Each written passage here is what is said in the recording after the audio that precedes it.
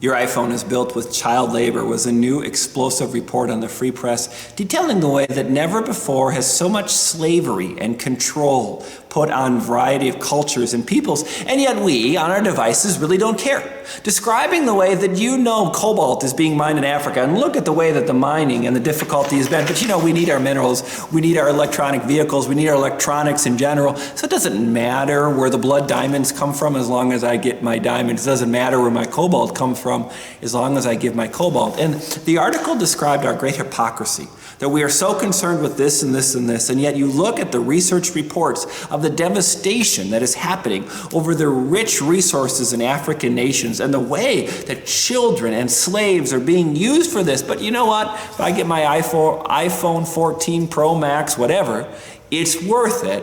I got another cause to do. This is our world that sells itself short in hoping to get this goal, only to find its hypocrisy. Psalm 129, the Lord is righteous. He has cut the ropes of the wicked to pieces. Yes, the righteousness of this world, to be on the right side of history, is using child slave labor. That's not really righteous, is it? It's a conceived righteousness in my own mind that makes me feel better as long as I put my blinders on and really don't look at that or that. I just live in my happiness here. God's righteousness is better. It cuts the ropes of the wicked.